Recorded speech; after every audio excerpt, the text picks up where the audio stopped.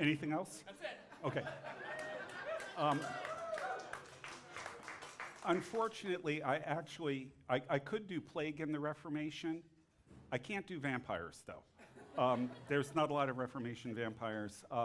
And besides, that's not what they asked me to talk about. They gave me the title Doctrine and Discipline, the Reformation of Discipleship.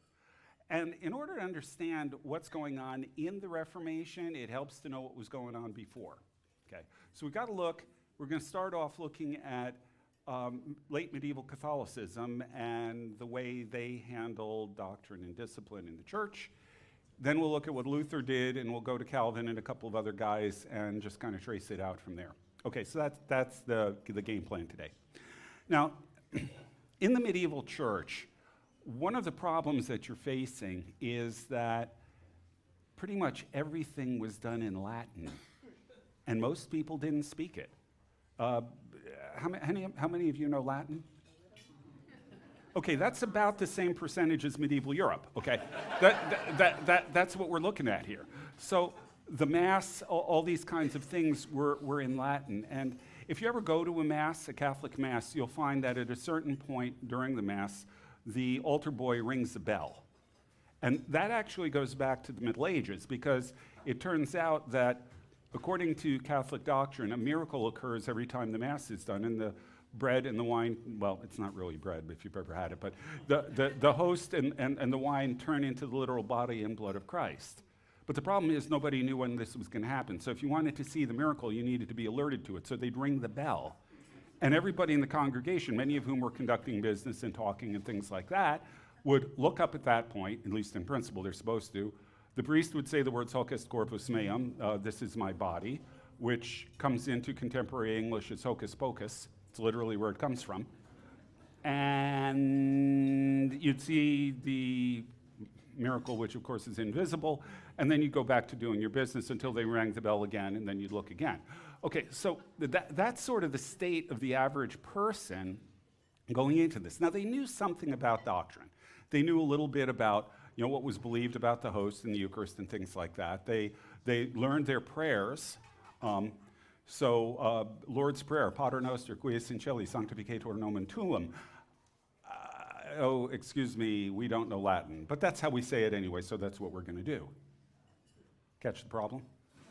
Keep this in mind. We're going to come back to it later. It's going to come back to haunt us as we go along. The Catholic doctrine was very, very much sacramental. Pretty much everything in the Catholic Church really revolved around sacraments, especially for the lay people. Now, there were things like priests going around and blessing fields and things like that.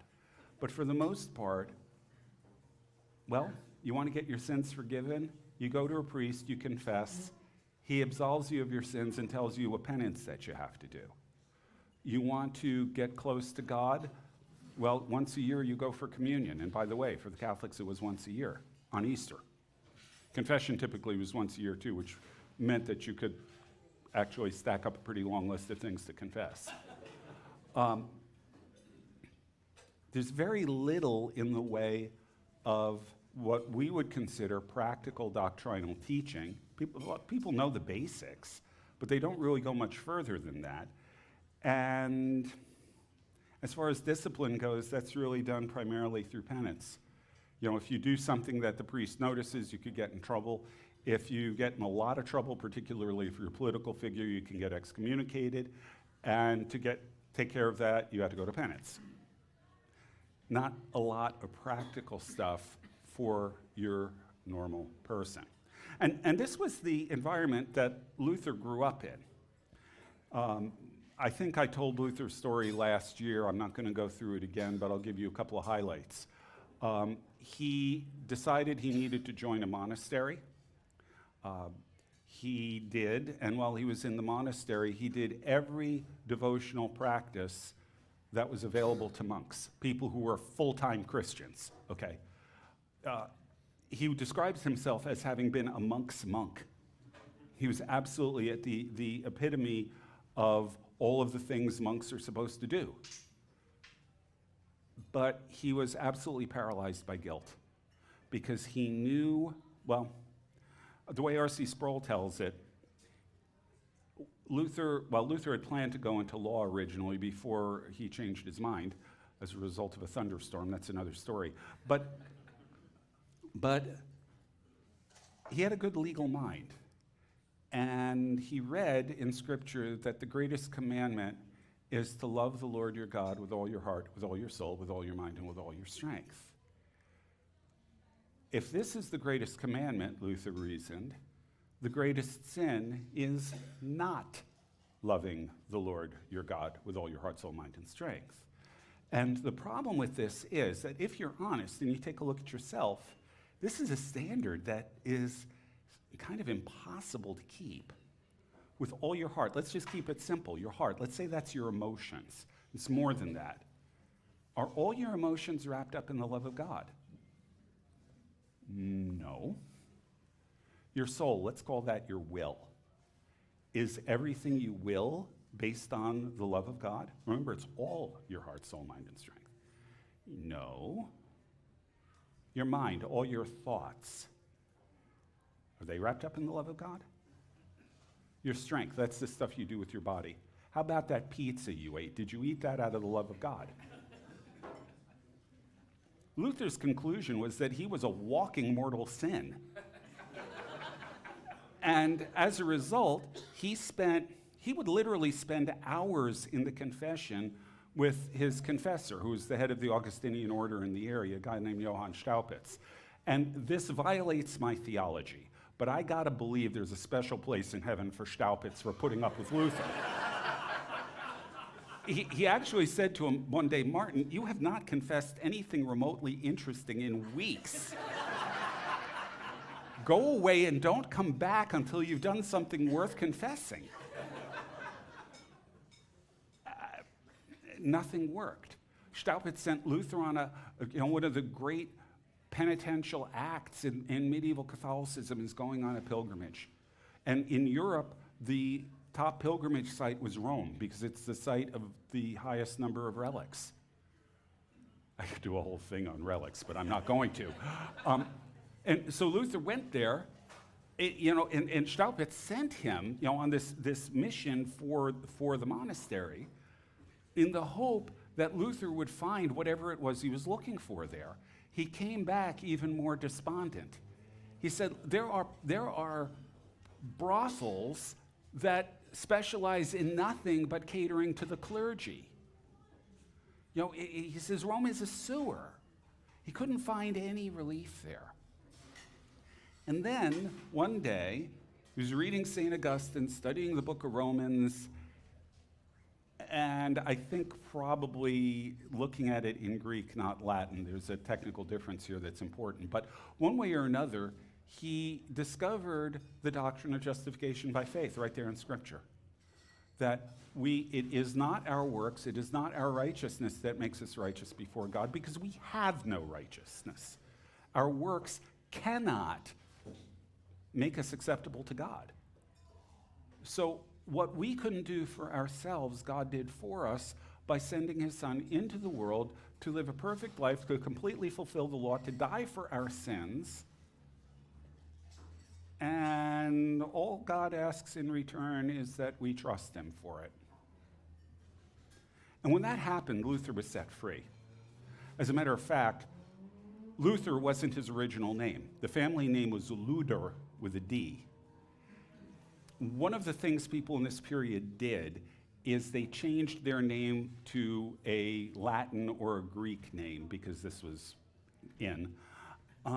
And so Luther changed his name from Luder to Luther because Luther comes from the Greek word eleutheros, meaning free. Luther had been set free. And why am I telling you all this? The reason is that what this background gave for Luther is, number one, freedom and the doctrine of justification by faith, by grace through faith we are saved, not works. He got that. And along with it, he got an allergy to attaching any value to anything we do. So when we talk about the Reformation, we talk about doctrine and discipline. The problem that we're facing in the Protestant world as it emerges is how do you Protestantize a population, okay? And this is going to involve two things: correcting doctrine, but also correcting practice. And correcting practice was something of a problem for Luther, because he was really focused on fixing doctrine. Get the teaching right. Luther's belief was, if you get the teaching right, the practice will follow. We don't need to worry about that, because when people believe the right things, they'll do the right things. Now, Luther wasn't an antinomian. He didn't believe that justification by faith meant you could just go out and do anything you wanted to and God would forgive you. He believed it was important to obey God and to do good works and so on. And he saw this properly as being a response of thanksgiving to all that God has done for us, but he did not go anywhere near the idea of associating it with salvation. In other words, what we'll see in the Reformed world is, when you have true saving faith, it will change what you do. Your behavior will change. You'll stop sinning. You will grow in righteousness in terms of your own behavior. Okay? You'll begin to obey God. All of those kinds of things. Luther won't go there.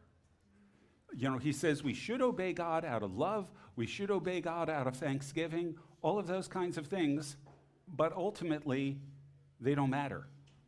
If you're looking just at the element of forgiveness of sins, there's no connection between anything we do and our salvation. Not only do our works not contribute to our salvation, but they do not necessarily flow from our salvation. So Luther is critically important for changing doctrine, and then he works systematically to try to impress that doctrine on his people. He does this in 1529. He writes the first catechism. This is the first catechism. Nobody else had set up a catechism prior to Luther. You know, one of these things where you ask questions and you've got answers to it. Luther is the first one to do that. Everybody since has followed his example, including the Catholics. He preached. You know, I mean, obviously, he's a pastor. He is preaching.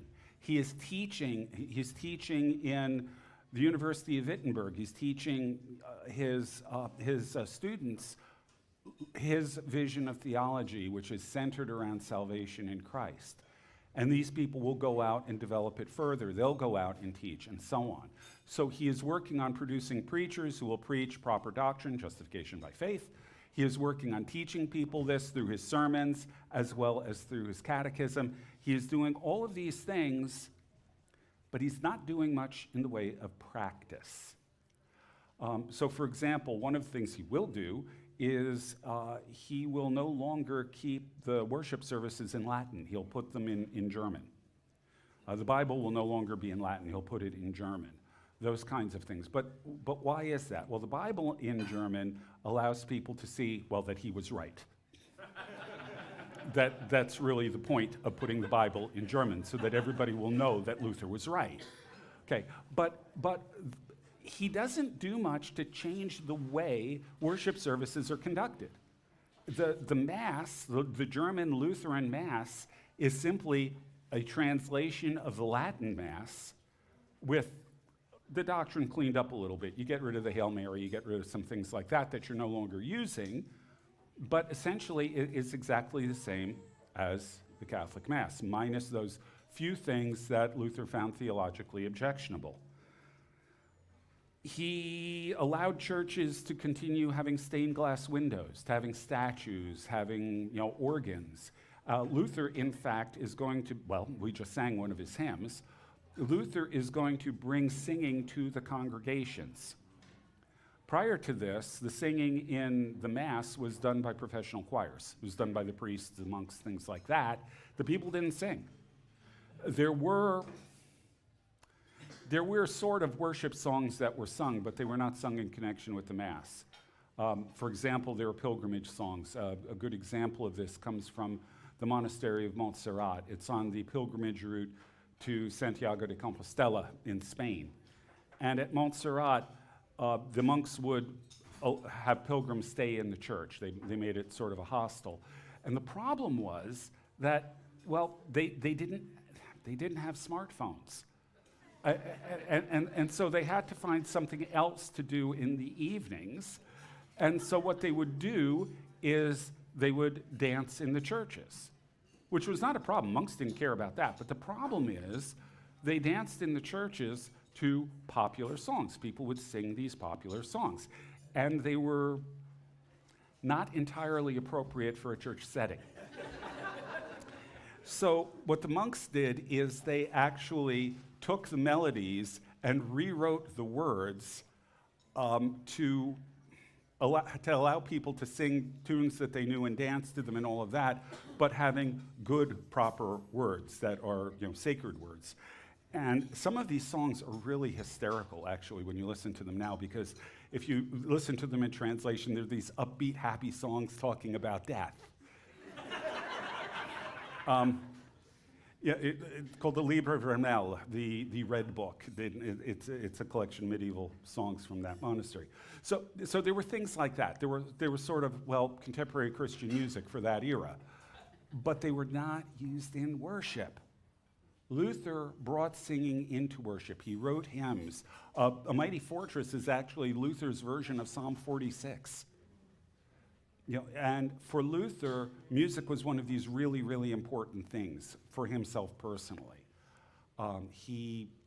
If Luther had a mystical streak, that mystical streak came through music. Okay. But not a lot of change in practice. It's still very, very Catholic in a lot of ways. Now, when it comes to discipline, in a Reformed context, when we talk about discipline, we're thinking about, frankly, correcting behavior that's kind of gone off the rails, right? Luther, to handle that issue, Luther developed an idea that actually ties into some of the things I talked about last year in connection with slaying Leviathan. It's his doctrine of two kingdoms. And this is a response to some earlier medieval ideas. But what Luther said is that God has two kingdoms in this world. There's the right-hand kingdom and the left-hand kingdom. The right-hand kingdom consists of all the true believers, the invisible church, as it were, in the world. The left-hand kingdom, which is God's kingdom, consists of the state and the church both. And what the left-hand kingdom's job was to regulate external behavior. The church did this through preaching, through teaching, things like that. The state did it, frankly, through the use of coercive force. But the two of them are to work together because they're both part of God's left-hand kingdom. And that's about as far as he went. Okay. The one thing, by the way, that neither the church nor state had authority over, according to Luther, was conscience. Conscience is something that only God is responsible for. We are answerable to no one for our conscience except God. Luther believed very much in freedom of conscience, in theory. When you take a look at Luther's practice, he didn't always follow through consistently on that, to put things mildly. So for Luther, when we're looking at the Lutheran side of the Reformation, what we're really looking at is a reform of doctrine, a reform of teaching. Because again, Luther's core idea is if we get the teaching right, the behavior will follow. He does have an idea of how you regulate behavior, but frankly, he puts most of the responsibility for that in the hands of the state. The church is responsible for teaching and that kind of thing, and encouraging people toward right behavior, but the state is the enforcer. When you get to the Reformed world, what you will find is that in terms of doctrine, they are remarkably similar in a lot of ways to Luther. There are some differences, but by and large, the core beliefs of the Reformed world are pretty much the same as the core beliefs for Luther, except in the area of sacraments, especially the Lord's Supper, how you understand that.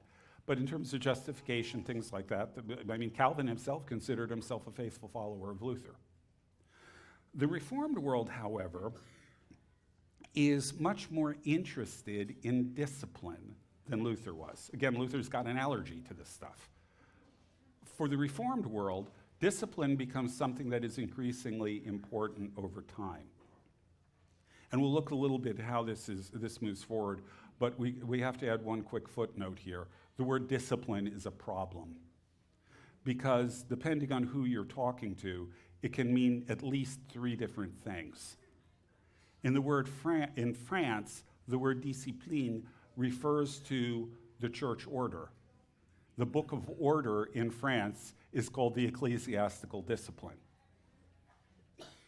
Okay, you got that one. Butzer, who's going to be a heavy influence on Calvin, for Butzer, the word discipline means basically discipleship. Discipline is everything that you do to encourage and help someone along in growth in their faith. So for Butzer, discipline means discipleship. When you get to Calvin and most of Calvin's followers, discipline refers to the kinds of things we think of, correcting misbehavior, that sort of thing. So we've got a problem when we're talking about discipline. And when different people talk about discipline being one of the marks of the true church, you got to figure out what they mean by the word, okay, because there's a real problem here. But in any event, looking at the Reformed world, and by the way, if you're dealing with people who aren't part of the Reformed world, it's kind of difficult to explain what it means to be Reformed, because it's more than just Calvinist. So I usually tell people, Reformed means the parts of the Reformation that came out of Switzerland. Okay. That's really pretty much it. And the interesting thing about Switzerland is the different states in Switzerland, the cantons, were all centered around a city. They were, in essence, city-states. There was a central city that controlled the surrounding countryside. And the Swiss Reform, and the Reform tradition in general, is essentially an urban-based reform. For Luther, we're dealing with a territorial reform. In other words, it's the entire state of Saxony that converts to Luther's ideas. In Switzerland, it's Zurich, the city that then dominates the canton and spreads it there. It's not the same kind of structure. And this more urban focus of the Reformation that you get in Switzerland and in the cities in the Rhineland has got a couple of characteristics that are different from what you see with Luther. The first of them is there is a much higher literacy rate. Now, that may not seem to be terribly important, but what that really means is that people are increasingly, well, there's more of them are reading. This is what's going to spur the invention of the printing press, by the way. Gutenberg saw a market that was being unmet because there was a demand for written material. And what was the first thing Gutenberg printed? The Bible, at least the first big project. There were a couple of smaller ones before then. But it's the Bible. Because what Gutenberg saw was there was a hunger for scripture among the literate public. What that means, in turn, looking back on it, is people were interested more and more in a logocentric, a word-centered approach to religion. Catholic religion was essentially a performance. I mean, to this day, if you talk to Catholics, and you just dig a little bit, what you'll find is that they think that the church is really the clergy and the laity can participate if they want to and get the benefit for participating. But frankly, the church could exist without the laity at all. It's just really the priests. They didn't understand the words of the Mass. But it's this multi-sensory thing. You know, you've got the elaborate vestments, you've got the smells of the incense, you've got the bells ringing, you've got the candles, you've got the host being elevated and the gestures and all this kind of thing, all done in a language you don't understand. It is a liturgical drama, a multi-sensory liturgical drama. In the cities, people are saying, enough of this. We're reading now. We want stuff that we understand. We want things that will help us think better, to shape our minds, to appeal to the rational, intellectual side of things. And this is critically important when you look at the development of the Reformation. Now, Luther was big on this too. Luther pushed education for everyone, boys and girls, so that they could all read his Bible to see that he was right. Okay. He changes the Mass into the vernacular so that people can understand it. He's interested in this as well. But in the cities, there is a much, much greater demand for this kind of word-centered approach to worship. The second thing that's also true in the cities is that there's a growing concern for, well, let's call it public morality. They saw people, they saw that the moral state of the city isn't what they wanted it to be. Now, there were a lot of other tensions that are going on in society. There's rapid inflation in this period for certain things, but not others. And the certain things, there's rapid inflation for food, but not for things that the cities are producing. So what this means is people are feeling uncertain about life. They're feeling threatened. They're feeling, that something is fundamentally going wrong in society.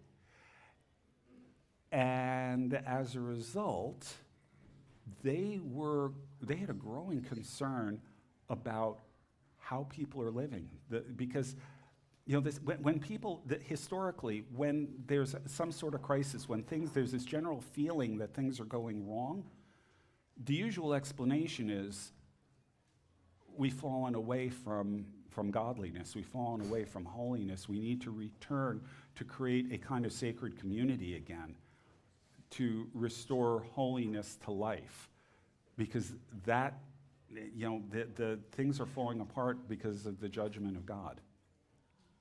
So there's this growing demand, also a growing interest in public morality, which you will notice is moving in a very different direction from Luther. Luther is arguing, now he's concerned about public morality too, but he's arguing fundamentally that is not at its core what religion is about, what religion does. In the Reformed world, it becomes much, much more important. So we get Zwingli, the first of the Reformed Christians.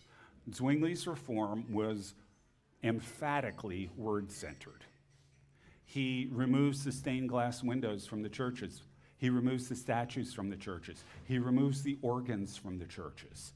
And he does this because he doesn't want anything to distract from people hearing the word read and hearing the word preached. He doesn't want hymns in his churches. He wants them singing psalms, because the psalms are God's word. Very, very much word-centered. Now, I need to note right away that unlike, say, the contemporary arguments for the regulative principle, Zwingli didn't do this because he believed that, we only use the New Testament to tell us what to do in worship. That wasn't the reasoning. The reasoning was all of these other things will distract us from the word. We need to keep our focus on the word. I've never figured out how you sing Psalm 150 a cappella. Okay, but that will eventually emerge. But there's a whole new argument for that develops later based on the idea that nothing we do in worship, we can't do anything in worship except what the New Testament tells us to do. We're going to completely skip Old Testament instructions to worship. We're just going to focus on the New Testament. That wasn't the reason. The original reason was I don't want to distract people from the word. And then they developed this additional argument later to justify their practice. Okay, but in any event, I'm going to get in trouble sooner or later for this. This also, by the way, explains why Zwingli has something of call it a lower view of the Lord's Supper. Luther rejected transubstantiation, the idea that the bread transformed itself into the literal physical body of Jesus, which is still the Catholic Church's official doctrine.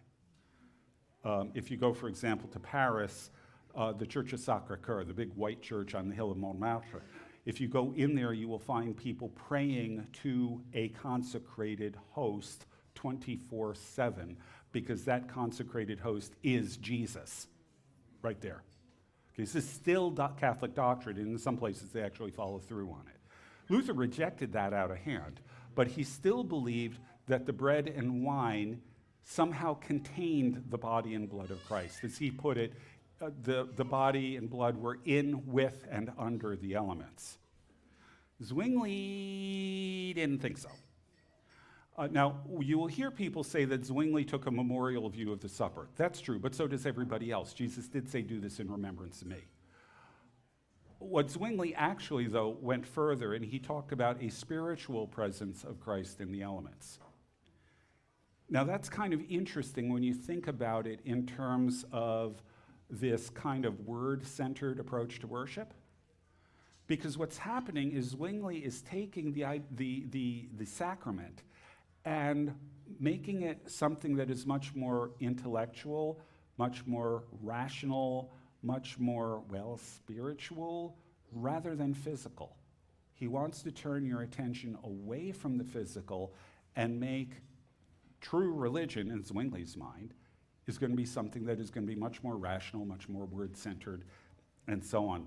In other words, the sacrament is apprehended, it's understood, it's partaken of primarily by the mind and by faith, not by, well, Luther said that when you are chewing on the host, you are chewing on Jesus, his body. And then Zwingli's like, no, that's not right.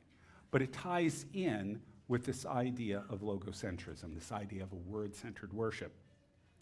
Now, for Zwingli, he was also very much concerned with public morality, but he didn't go so far as to put this directly in the hands of the church, although there was a church court called the consistory that handled marital issues and things like that.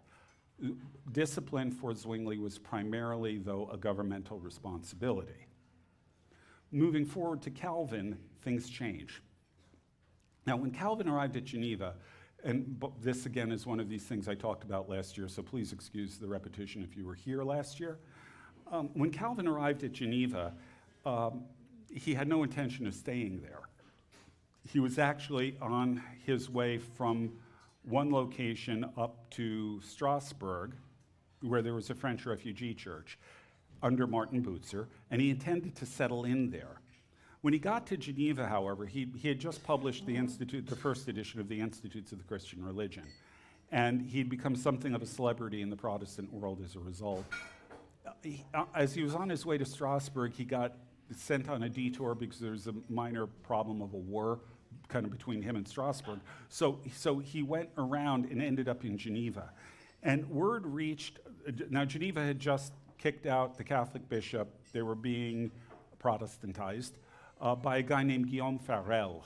Guillaume is William in French, so you could call him Will Ferrell if you want to. Farel was a firebrand, and he heard that Calvin was in the city, and he went to Calvin, found him at the inn, and said, John, it's no accident that you're here. God has sent you to Geneva to help reform the city. Calvin said, no, he didn't. And Farel said, oh, yes, he did. Calvin said, no, he didn't. And Calvin says, look, God's made me to be a scholar. I will do the reform much more good as a scholar than helping you in this backwater city. And Farel said to him, God will blight your studies if you leave the city. And I don't know what it was with Farel. He did exactly the same thing, almost the same line, earlier with a guy named Pierre Viret, and convinced him to become a pastor. And he must have been really convincing because Calvin got scared and decided to stay in Geneva. And he was there 2 years, technically not as a pastor, instead as a doctor, that is to say a teacher, working with Farel and reforming the city. One of the things that Farel insisted on, and Calvin backed him up on this, is that the church had the right and the responsibility to exclude unrepentant sinners from the Lord's Supper. This is technically called minor excommunication. Major excommunication carries a whole lot more penalties with it. Okay, but minor excommunication, you can't participate in the sacraments. Calvin and Farel both insisted that the church had the right to do this. And again, this is one of these things that we miss. We think that this is a matter of the church, imposing morality or enforcing morality in the city, and it is that. But the underlying issue for Calvin and Farel is protecting the integrity of the table. It was more about the sacrament than it was about the sinner. They did not want to pollute the Lord's table by allowing unrepentant sinners to partake of the supper. And, well, on top of that, discipline really dealt with moral issues, which they both saw as being part of the church's responsibility. Okay, the church is there to teach morality, therefore it should also help regulate morality. Well, the town council said, okay, you can do this, but we reserve the right to lift the ban of excommunication on anyone if we so decide to do it. Calvin and Farel responded, if you do that, we will shut down communion altogether and we will not serve anyone. Again, the goal is to protect the table. The town council said, oh, really? And then they pulled to Donald Trump and said, you're fired. So Farel goes back to the Pays de Vaud in Bern, where he was beforehand. Viret stays in Geneva because Viret gets along really well with everybody. And Calvin says, I didn't want to be here anyway, and headed off to Strasbourg, where he'd intended to go in the first place. So Calvin gets to Strasbourg, and there he's working under Martin Bucer. Martin Bucer was the reformer of Strasbourg. Like the other cities, the urban centers, the imperial free cities as they're called in Germany, that convert to Protestantism, convert to Reformed Protestantism. They don't convert to Lutheranism because they're urban. And they've got a concern for word-centered worship and a concern for public morality that is different from what you see in Lutheran territories. It's a different environment, so you've got different concerns. Well, so in any event, Calvin gets there, and there are a number of things that Calvin gets from Bucer. Bucer, I think I talked about this last year, Bucer pressures him into getting married, okay? But most importantly for our purposes, Bucer had a vision for ministry and a vision for discipleship that Calvin really absorbed. Bucer believed that there were 4 facets to the ministry. There's just one ministry in the church, but it's got different facets. The first of them is what he called the pastoral ministry, which was involved in preaching and administering the sacraments. The second was discipline, but again, for Bucer, discipline is discipleship. It's helping people grow in their faith, in their understanding of it, and especially in their practice of the faith. The third is the teaching ministry of the church. And the fourth is the diaconal ministry, which is dealing with the physical needs of people in the community. So these are the 4 facets of the ministry of Bucer. It's one ministry, but these are all just different aspects of it. The problem is that the city council didn't agree with Bucer's understanding of the church's ministry. So when he talks about discipleship or discipline, the city council says, that's our job. And they establish an office called the Kirchenpfleger, okay? And they were lay people appointed by the city council who were supposed to oversee the moral life, the spiritual life of the people in the city. The problem is they didn't do their job. So Bucer established things that he called Christian fellowships. These are sort of like small groups, except they didn't actually meet together. They were a group of people who would agree to submit to the discipline of the elders in the church. They would meet with the elders regularly before communion. They engaged in a practice of Bible study and prayer and things like this. And the town council shut them down because they saw them as sectarian. They were voluntary, therefore they're not something everybody in the church is doing, therefore we can't do it. He had similar problems with the issue of the diaconal ministry. He believed that the church had a responsibility to the poor in the community. The town government said, no, that's our job. And the town government took that over and wouldn't let the church really be involved in that. So Bucer had problems actually implementing this. But the other thing to note is that these four facets of the church ministry didn't exactly line up with four offices in the church. What you see instead is a single office carried out different responsibilities in all the different facets. Now, when Calvin returns to Geneva, I suppose I should say something about that. There's a guy, a Catholic cardinal named Sadoleto, well-trained humanist, good writer, all of this kind of thing. And he sent a letter to Geneva. Remember, Geneva had kicked out their bishop in 1536. He sends a letter to Geneva saying basically, why did you leave Mother Church? We are so grieved that you left, but we will welcome you back with open arms if you return. And it was this very elaborate argument for why they should come back to Rome. The town council took a look at this and said, if he convinces Geneva to go back to Catholicism, every one of us is going to hang.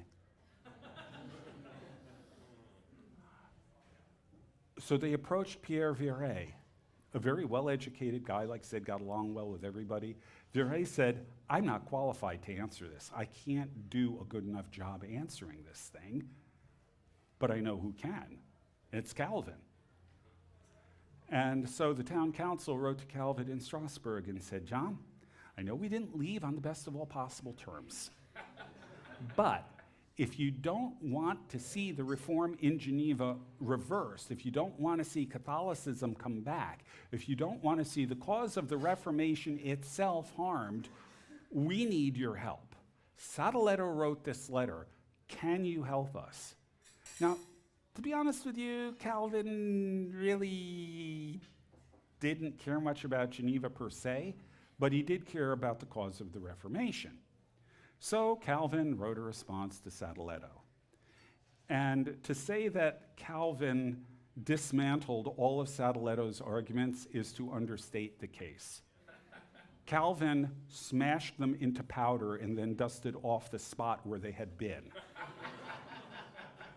And that response to Sadoleto guaranteed that Geneva never considered returning to Catholicism to this day. And the town council said, John, you saved the reform in the city. We want to invite you back to be a pastor. Calvin said, absolutely not. Viret says to the town council, look, we could really use Calvin here. Ask him what would convince him to return. And so they send a letter to Calvin saying, all right, what would it take for you to agree to come back to the city? And Calvin gave them, he said, all right, well, what would it take? I want to be the pastor of St. Peter's. That's the main church in Geneva. You know, I want a large house near St. Peter's. I want X amount for a salary. Those of you who were here last year know what's coming. That salary included approximately 500 liters of wine annually. The unit of measure is technically called a butt, and therefore Calvin asked for a buttload of wine. By the way, in case you're wondering, Calvin, well, there are people who argue that you can tell the difference between Calvin and Luther because Luther drank beer and Calvin drank white wine. Okay, Calvin had the best wine cellar in Geneva, and when people from wine-producing regions came there, diplomats coming to Geneva, they knew to bring a barrel of the local vintage for Monsieur Calvin. So in any event, he issues all of these demands, and the Geneva Town Council sends him a letter that says, oh, well, the other one, the poison pill. I want a free hand in designing the order of the church without any interference from the town council. And he knows they're not going to accept this. This is what got him kicked out in the first place. Town council replies, done. When are you going to arrive? Calvin says, shoot. I said if they would do this, I'd go back. I don't want to go back. But he said he would. And so he packed up his family and headed to Geneva. And my favorite part of this story is, earlier on he had been a doctor. He'd been teaching, doing Bible classes basically. And I don't know what the exact passage was, but when he got back, he was both a doctor, a teacher in the city, and a pastor. And at his first Bible class, after being in exile for 3 years, he got up and said something to the effect of, when last we met, we were doing Ezekiel 36, verse 7. We continue now with verse 8. He didn't even acknowledge the break. The guy could occasionally show some real class. Okay, so what does Calvin do? Calvin, in setting up the structure of the city of Geneva, the church structure, adapted Bucer's ideas, but he made them far more concrete. So the first facet of the ministry, the pastoral ministry, the ministry of word and sacrament, that goes to the pastors. You've got a specific office that is designated to do that job. The second and third, how Calvin numbers them varies a bit. But the second one, let's say, will be the elders. The elders are responsible for church discipline in a much more narrow sense, enforcing and encouraging Christian behavior in the congregation. We'll talk about how that worked later. But the elders included the pastors, plus members of the various councils in the city. In other words, they were government officials drawn from all 12 quarters of the city. I think somebody's got problems with math when they say there are 12 quarters in one city, but that's how they do it. Okay. And then, so you've got that. And by the way, the leader of, I'll get into the leadership later. Then you've got your third office or your doctors. They're responsible theoretically for teaching everything and acting as theological consultants.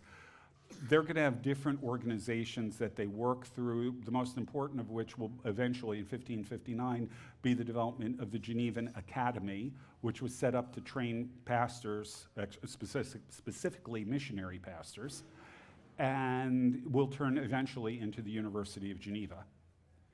And then you've got your fourth office, the deacons. They're going to divide up between hospitallers and procurators. One will be the people who actually do the hands-on work with the poor and so on. The other will be fundraisers. Okay, so you've got your four facets of the ministry of the church in Bucer's theory now turn into four concrete offices in Calvin's, and each of them, in addition to that, has some sort of organization attached to it. For our purposes, the most important is the consistory.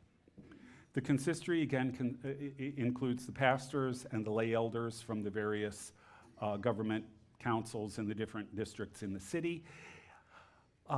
It is the head of the consistory, the moderator, is the first syndic, roughly the mayor of Geneva. Okay. So it is a joint city and church council.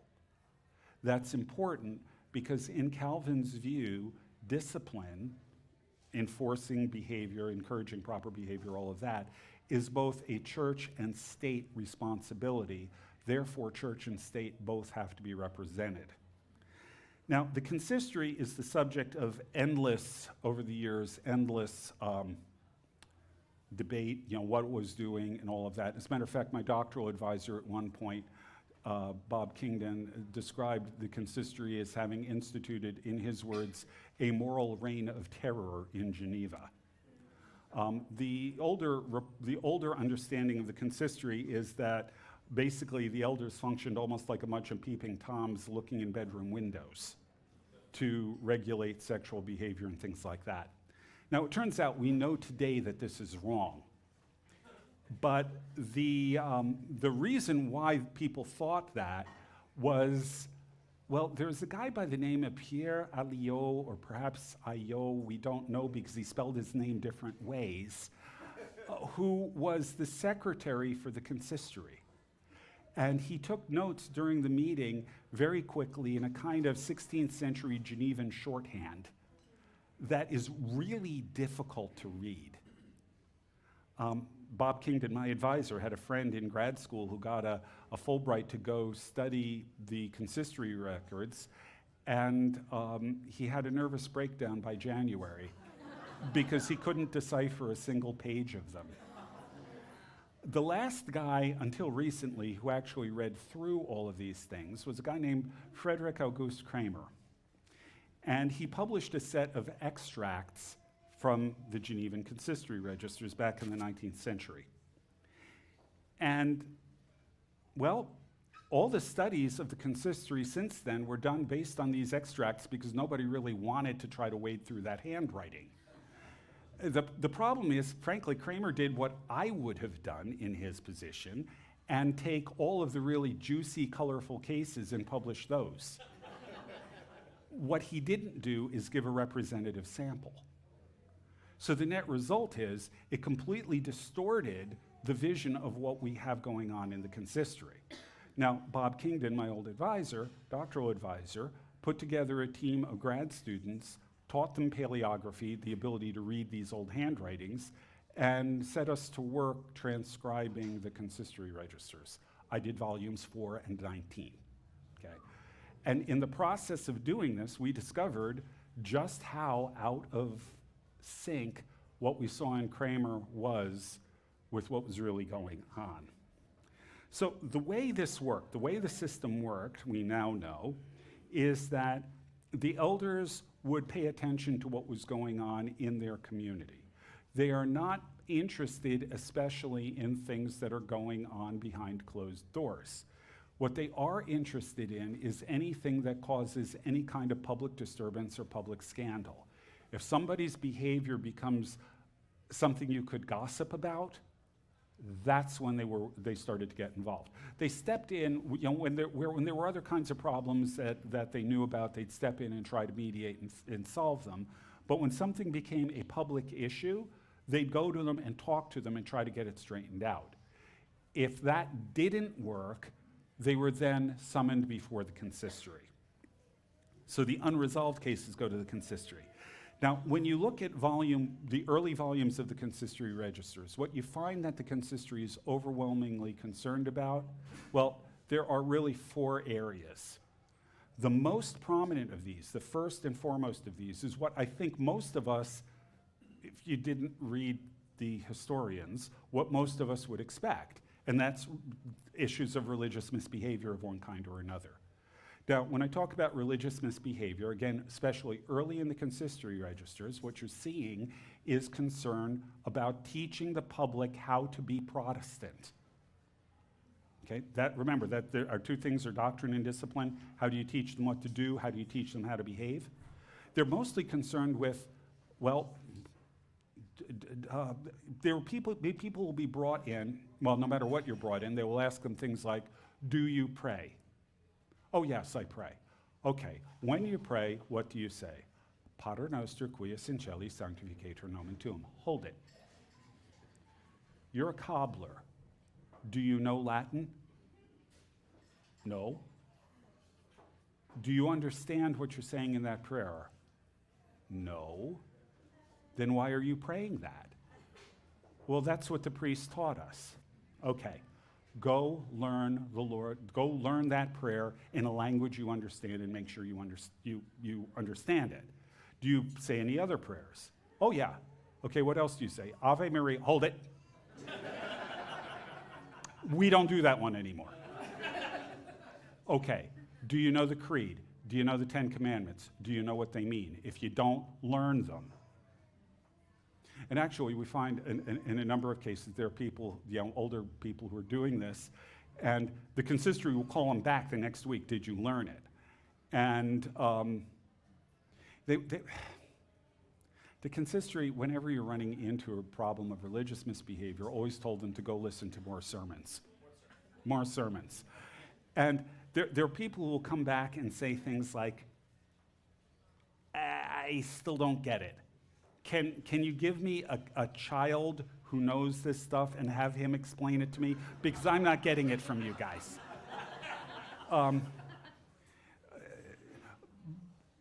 So you have them checking on their knowledge. Again, it's the Lord's Prayer, the Creed, the 10 Commandments. But they will also look into other kinds of, well, Catholic practices that are continuing. There's one rather sad case of a woman who is called in, and her husband died, and she's lighting candles in his memory, Catholic practice.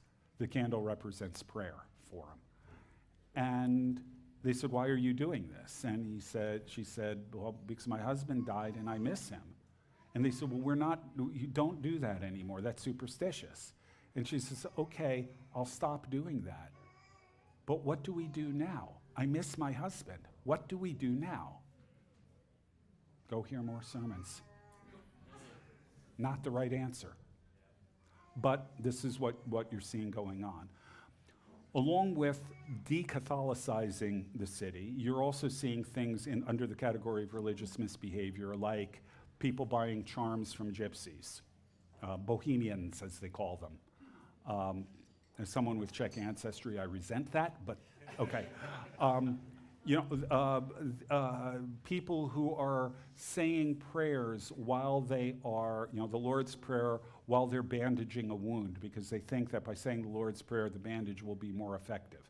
So these kinds of superstitious practices, they're working on rooting these things out. Okay, so that's really the biggest category early on.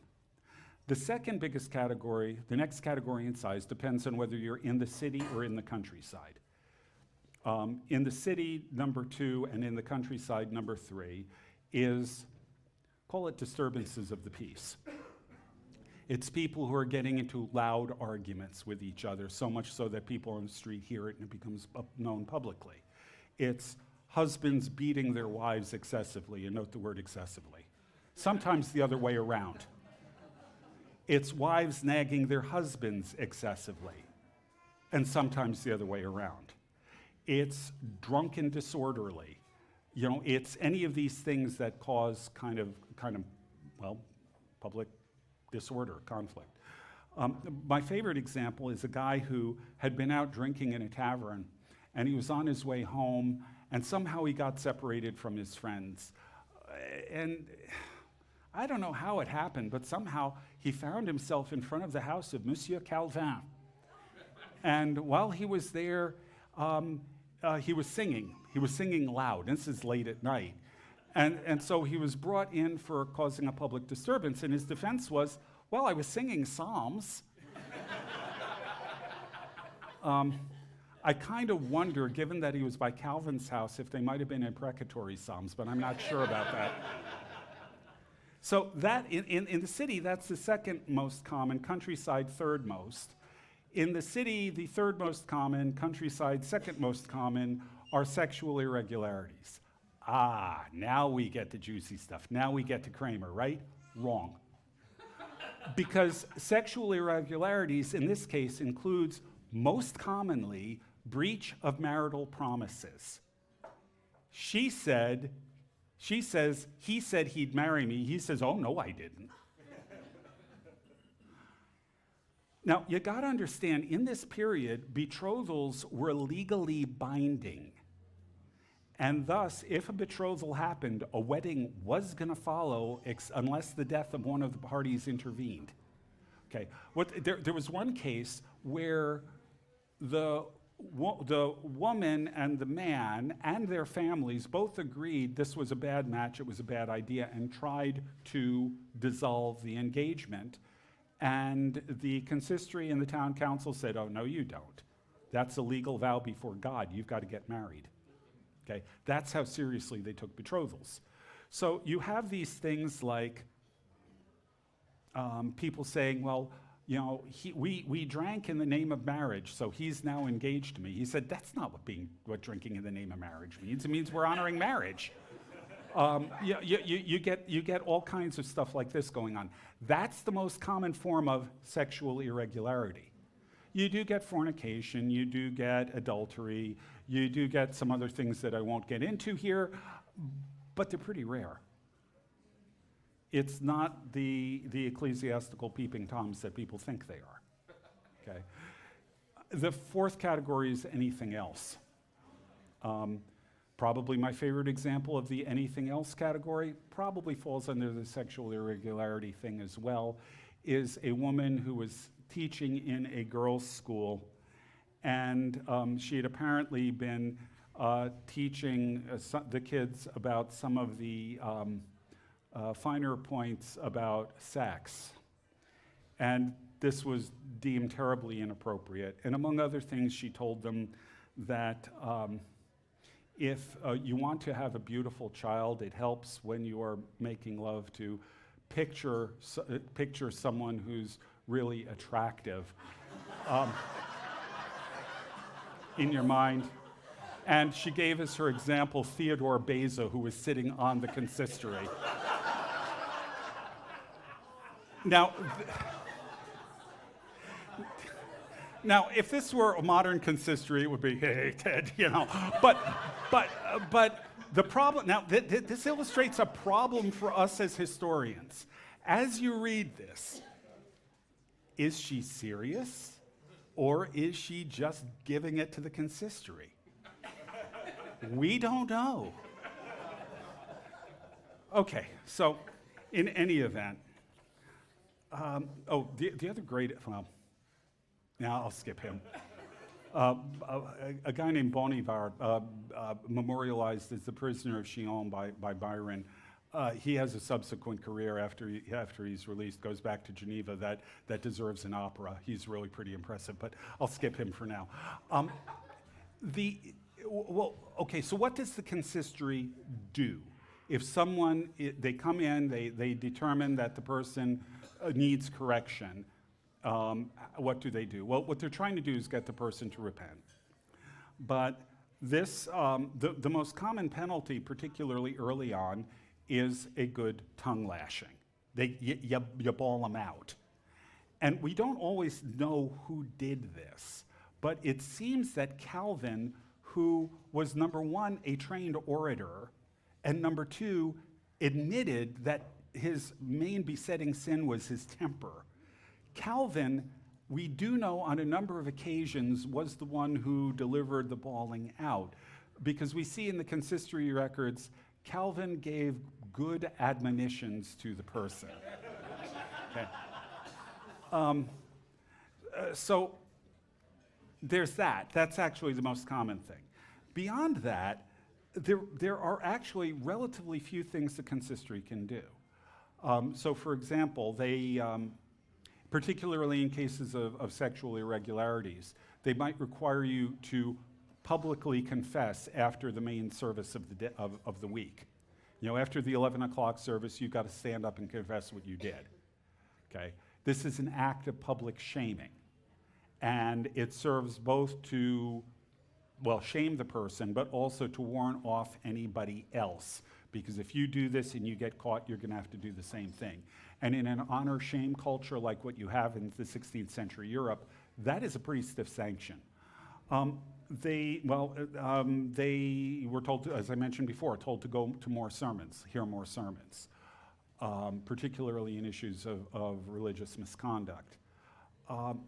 There's not a lot more that they can do beyond that. They can send people to the town council for additional penalties, but the only one that's left is excommunication, which Calvin insists on and gets. Excommunication, though, is only given in situations where someone refuses to acknowledge the authority of the consistory or refuses to repent. And excommunication, by the way, includes all the sacraments, which means you can't participate in baptisms. In this period, godparentage was taken very seriously. It was a way of cementing relations between families and things like that. And if something happened to the parents, the godparents were responsible to raise the child. I mean, so this creates really tight social networks, but you were excluded from godparentage as well. And generally speaking, people who miss, the communion was 4 times a year in Geneva. Calvin wanted it weekly. The town council said that's too much. Generally speaking, missing communion one time would be enough to bring people back in to repent before the consistory, acknowledge their authority or whatever, because there is enough of a social stigma being excluded from communion that most people would repent. Some didn't, some held off for a long time, and actually they had to have the town council get after them, but for the most part, that was enough for most of them. Now, what's the impact of all of this? And this, I think, is really the important point. First of all, Bob Kingdon, my advisor, talked about how they had an almost pathetic faith in the ability of sermons to change people. Well, it turns out that I think Bob was wrong about that. Because what you see is, well, what's your first category of disobedience? It's religious misbehavior. Yet that drops off dramatically after the first few years. By the time you're getting late in Calvin's career, you're seeing very little of that. To put it differently, the work of the consistory succeeded in Protestantizing the population. It succeeded in teaching them what it meant to live as a Protestant rather than a Catholic, and not only teaching them what it meant to do that, getting them to do it, so that they were now living truly as Protestants rather than as Catholics. That was one of the key goals of the Reformation, and frankly, what happened in Geneva, what Calvin instituted in Geneva, proved to be an incredibly effective way of doing that. Now, he's also teaching, he writes his own catechism, things like that. He's doing the educational stuff that Luther did, but he adds to it this disciplinary side that has a massive impact. But it doesn't only affect religious behavior, it also affects the state of public morality in the city. John Knox, guy you may have heard of, Knox spent some time in Geneva. Actually, was a pastor under Calvin there and was trained by Calvin. And he wrote back to a Mrs. Locke in Scotland, one of his friends, and he said to her, you know, there are many places where the gospel is preached, but there is nowhere where it is lived except Geneva. So this approach to teaching and this approach to, well, discipline changed the level of public morality in the city, so that Knox would look at this and say, this is a model of what a Christian city should look like. And you don't see it anywhere else. The effect of this is that wherever Calvinism spread, consistory-like institutions followed. In Scotland, they call them the Kirk Sessions. A lot of other places they use the term consistory. But they tended to go wherever Calvinism spread.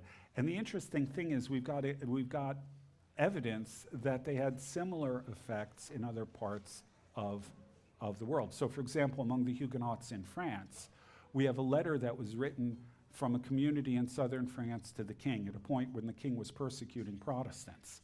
And it said, Your Majesty, before the gospel came to us, the town was violent. It was not safe for women and children to walk on the streets at any time by themselves.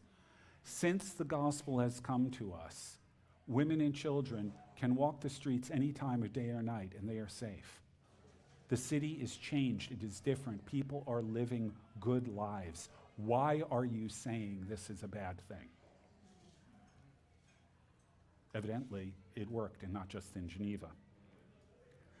Now, there are differences between the consistory in France and the consistory in Geneva, and most notably, well, you didn't have the town government working hand in glove with the church, so the consistory began to take over all of the functions of governing the church, not just the matters of discipline. And then on top of that, they took this idea of a representative council governing the local church and then expanded it, so that you got similar councils at a regional level, at a provincial level, and at a national level. And in the process, by the way, the French invented Presbyterianism. That's no joke, because what you see happening in France is then picked up by the Dutch. They do it in their churches. It's picked up in Scotland, and the structure, the names are changed to protect the innocent. But the structure in Scotland is exactly the same as the one you see in France. And in all of these places, you see at the base of it either a consistory or a Kirk Sessions or whatever you want to call it, that is there of the pastors and lay elders who are working together to help the community to grow in their knowledge of the faith, but not just their knowledge, but their practice. to step in and intervene and try to resolve conflicts between individuals in the church, within families, things like that, and if need be, moving on to this level of church discipline. So as we look at the development of the Protestant Reformation, one of the things we don't usually talk about, we in a lot of ways, we're Lutherans. When we talk about the Reformation, we put a huge amount of focus on doctrine. But that's not all the Reformation was about. The disciplinary side, and with that, the institutional side, how you actually develop the structures that allow you to carry out church discipline, is also critically important, because along with the teaching, along with the doctrine, along with all of those kinds of things, people needed to learn how to practice it, how to be Protestants rather than be Catholics. And while I think we can properly give Luther credit for the recovery of doctrine, we got to look at the Reformed world for the recovery of discipline and how to implement these things in practice. Thank you.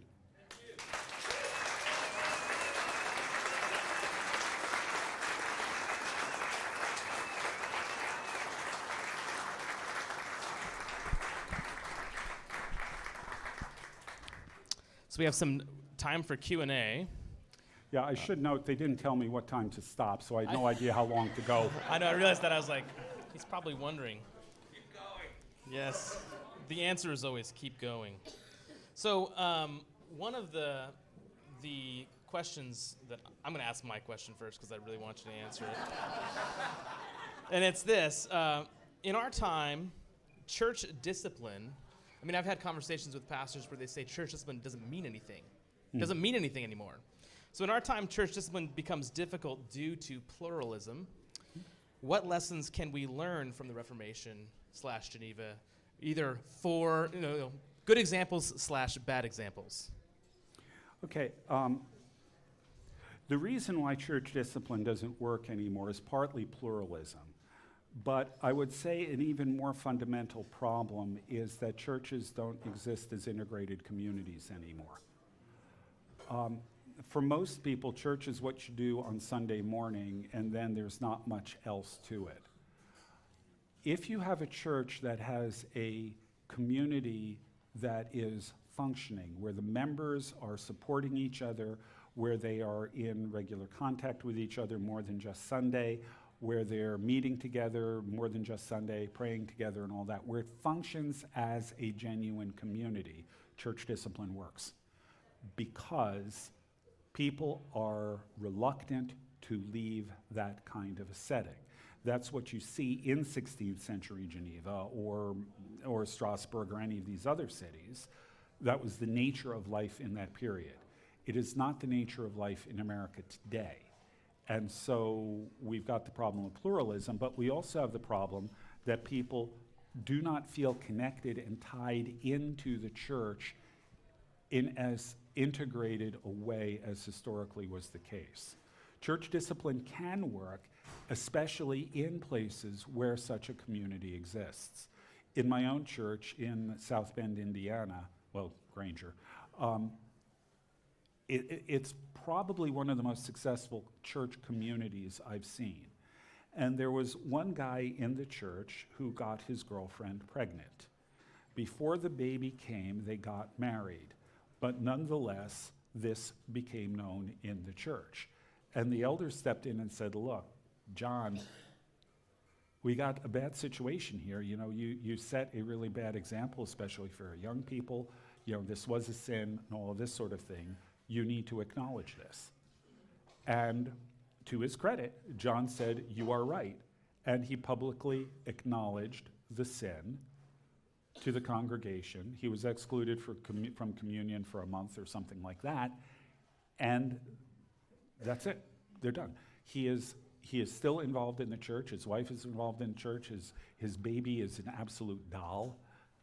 Everybody loves him. There's no recriminations, no accusations, no hard feelings, anything like that. But it only happened because John valued being in that community. So you need to have that in place if church discipline is going to actually function, I think. Yeah, that's helpful. As a kind of a piggyback question on that, do you think that like pluralism is a really nice excuse. Mhm. Do you think that there's a good word or instruction for this issue? I mean, it's really easy to say that just doesn't work, but I think that becomes compounded, right? It doesn't work, so we're not going to do it. Is it fair to say that following down that path, you're just not listening to Jesus? I think so, because the elders of the church have responsibility before God for the spiritual health of their community. That's what they are appointed for. And if you allow sin to exist in the community, especially public sin to exist within the community, sin's always going to be there. I mean, we can't get around that. But if you allow these things to exist in the community, you are going to end up deteriorating your witness to the larger world, but especially to your youth. And if you allow a bad example to go unchallenged, it's not going to do anyone in the church any good, including the person who sinned. So, I think we need to do this regardless. And I think there may be ways of helping get around the pluralism issue, which would involve pastors meeting together ecumenically to discuss things and to provide mutual support. You guys need it. Provide mutual support and so on. I think that can help mitigate some of the problems that pluralism can cause. So in other words, if a person leaves your church and goes to another church, and that pastor understands the situation, he can work to correct it, even if yours won't. You can't. So. Thank you. All right, here's the top question now that I got my question done. Calvin's, this is a funny one, Calvin's Geneva seems like a good example of Christian nationalism. What did he get right? What did he get wrong?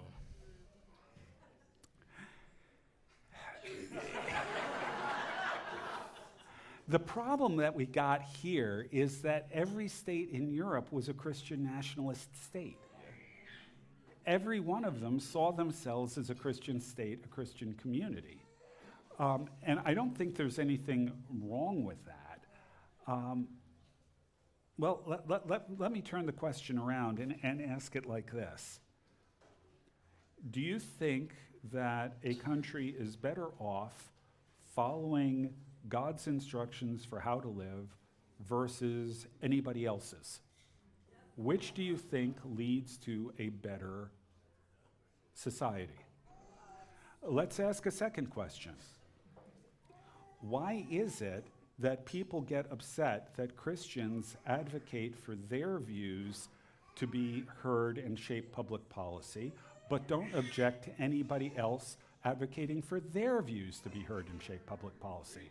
What is it about Christians' views that should be excluded when everybody else's are welcome?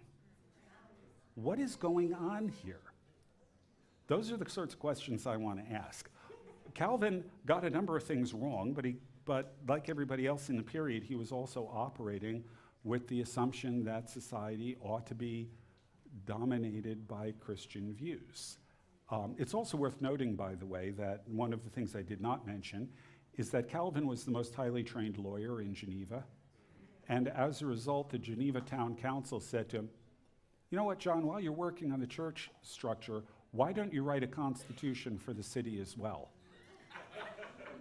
So Calvin wrote a constitution for the city of Geneva in which he said, well, there's a state church. That's where he went wrong, I think. I don't think we should have a state church.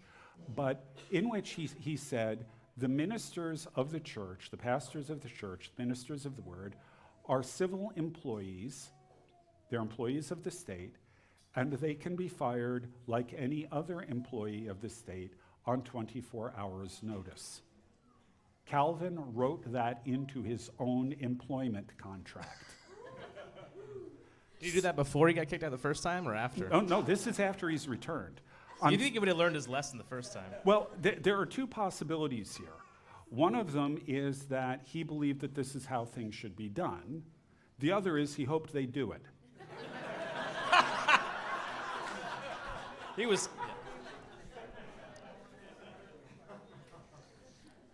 Here's a question. Can you explain the difference between Luther's doctrine of two kingdoms and the modern day, what you might call radical two kingdom view? Yes. Next question. Would you? Okay. Luther's two kingdom view says that, again, there are two kingdoms. There's the right-hand kingdom, which is really Augustine's city of God. It is the invisible church. It is the body of all true believers. The left-hand kingdom is the means through which God governs this world. It consists of church and state, each of which has their own responsibilities and their own ways of working. So the church is responsible for teaching morality, for teaching godliness, all of those kinds of things. The state is responsible for physically enforcing stuff. They are supposed to work together because they are both part of God's kingdom. The radical two kingdoms view that we have today is often confused with Luther's because it uses the same terminology. But what it says is that there are two kingdoms. There's the church and the state. And the state's responsible for governing stuff in this world. The church is responsible for getting people to heaven, and that's it. Nothing that the church should not interfere in any way with the state. The state, in principle, shouldn't interfere with the church, although the state can, frankly, tell the church when they can't meet during COVID and things like that. Was that my outside voice?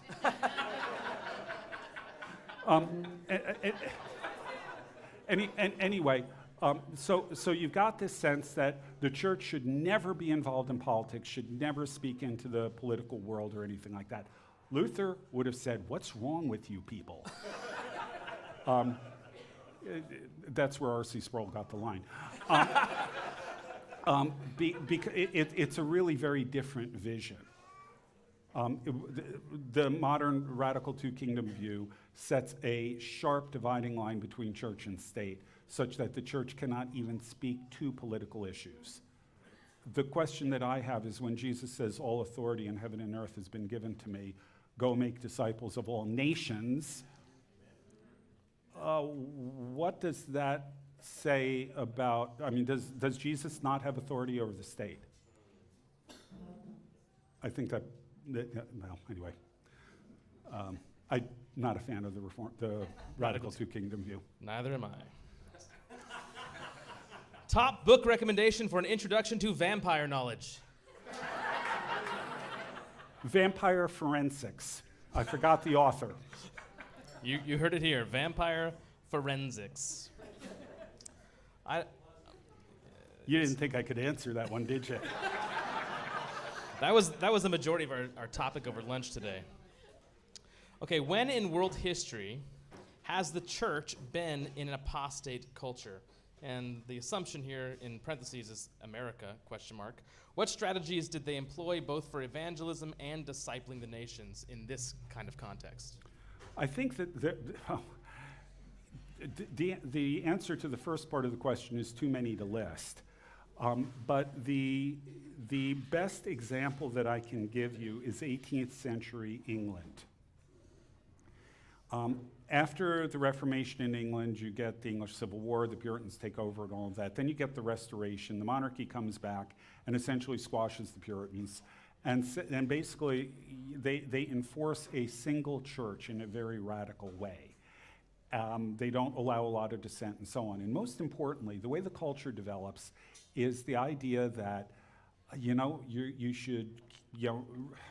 should be part of the church. That means your babies are baptized, you come to church, you get confirmed, you receive communion, you get married in the church, you die and are buried in the churchyard, and that's it. Your religion should affect nothing else. It gives you these points during your life that you do. You participate in these things, and that's it. Nothing else. Because if, in fact, you start saying, you know what, the gospel should affect my life, how I live, I want to live that way, that's a mark of enthusiasm. Which is, in fact, it's sort of like calling somebody a holy roller. Okay, that's the sense of the word. The effect of this is that in 18th century England, 25% of the women in London were prostitutes. You get things like bear baiting, cockfights, dog fighting, all of these kinds of things, these really brutal things to animals, as popular entertainment. For that matter, the height of popular entertainment was attending public executions. People were chained to their machines in the factories to make sure they kept working. Women and children were employed in factories that didn't have any OSHA regulations. So when the gears in the machines got jammed, the reason why you want women and children there is their hands are smaller than men's hands. They can reach into the machine and pull out whatever is jamming it and hope they get it out fast enough that the gears don't crush their arm. This is the world of the 18th century. Religion was a formal thing that you did, but it was frankly ignored or held in contempt. And the people who are interested in it, the British evangelicals like the Wesleys, the Arminian Methodists, the Calvinistic Methodists, the Welsh revivalists and things like that, they were typically the dregs of society, and you certainly didn't want to talk to them in polite society. That's the world. What happens? Well, probably the figurehead person here is William Wilberforce. But he was not alone. He had a whole circle of people around him known as the Clapham Circle and other supporters as well. And Wilberforce wrote in his diary, "God has set before me two great objectives, the abolition of the slave trade and the reformation of manners." We remember him primarily for the abolition of the slave trade and ultimately of slavery itself. But that depended on the reformation of manners. And the reason is because, well, when we think of manners, we're probably thinking of, well, what? Keeping your pinky out when you're lifting your cup? I don't know. But actually what manners are about is acting in such a way that you are honoring the people around you. You are treating the people around you with respect. That's really at the root of why we have manners. It's not to make you look good, it's actually to show that you are treating the people around you with respect. This is not identical, but it's very similar to the idea of manners in 18th century England. It involves a shift of worldview, a way of looking at things that say, I value the people around me. They are made in the image of God, and they deserve honor, they deserve respect. Amen. And Wilberforce, he contributed to over 60 different charitable institutions that were designed to promote this idea of the Reformation of manners. And it wasn't only Wilberforce, it's all of the people around him who are engaged in this. Some of them are, by the way, who aren't even Christians. Okay. And the effect of this is it was said by the end of Wilberforce's life that he made goodness fashionable.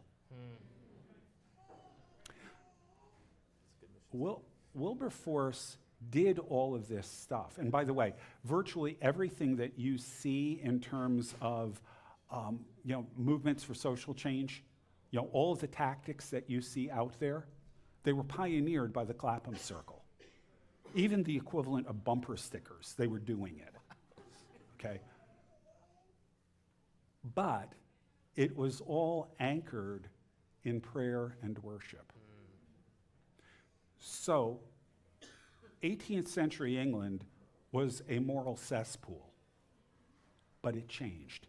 It changed because there were a group of Christians who were Wilberforce was in Parliament, so he was in a position of leadership, but there were a group of Christians who were willing to dedicate themselves wholeheartedly to the advance of the kingdom of God in transforming the society around them in a way that was absolute and uncompromising. They dedicated their lives to this, and it completely transformed Britain. Anchored in prayer and worship. God hasn't changed, he can do it again. Amen.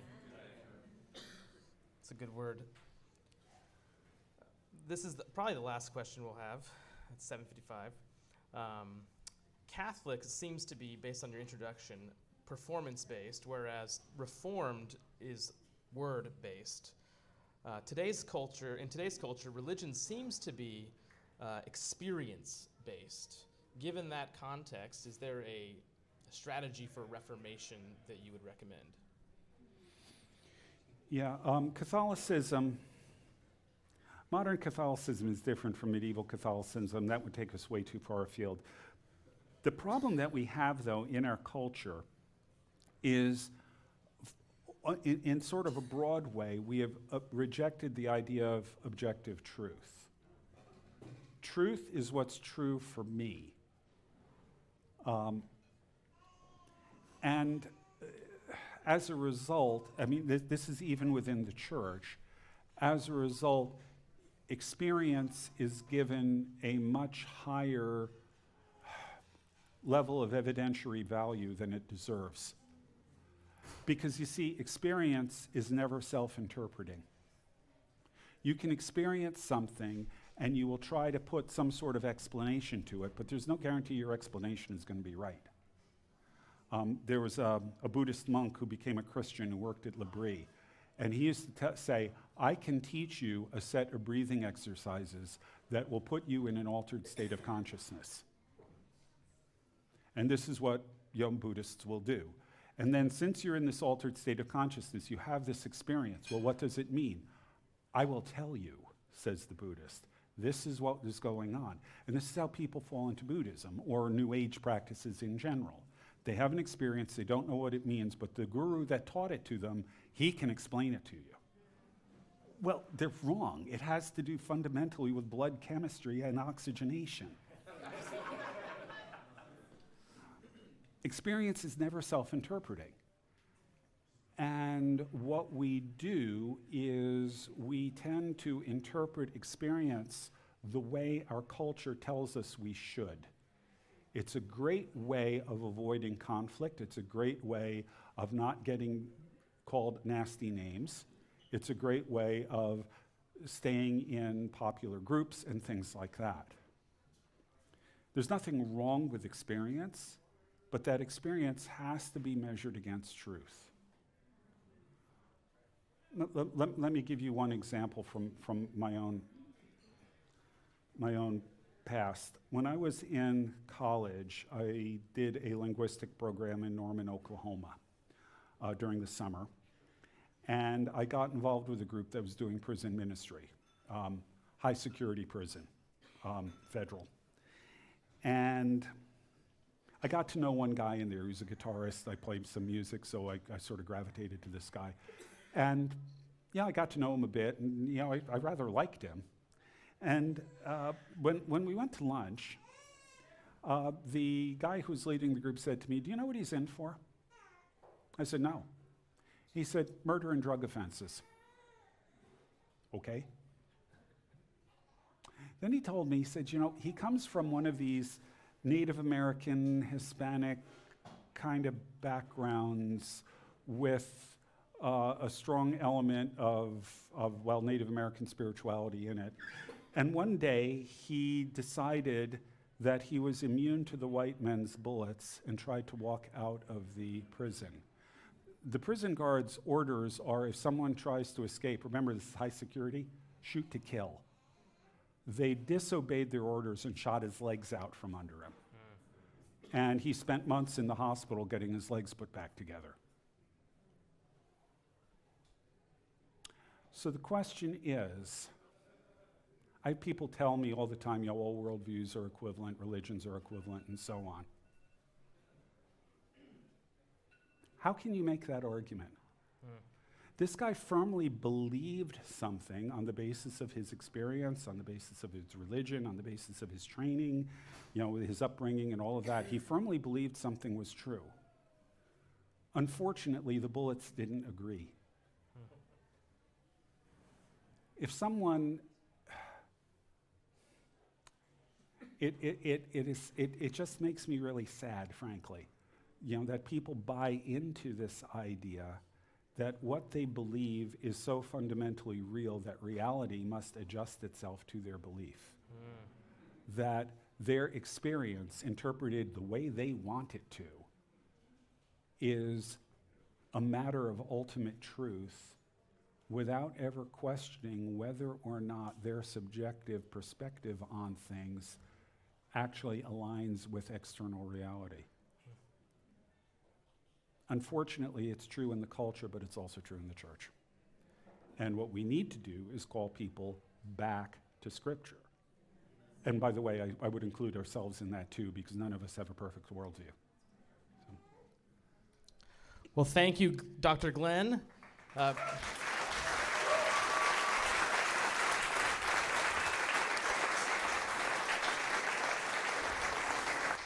We sure enjoy having you out here. We were thrilled that you came back.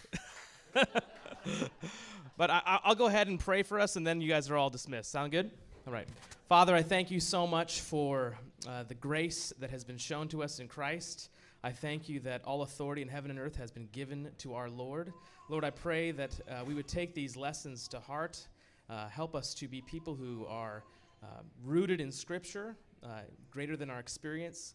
And Lord, I pray also for Dr. Sunshine and Lynn, that you would bless them with a continued safe travels as they are doing more in the Pacific Northwest before they head home. In your name we pray. Amen. Thank you all for having me.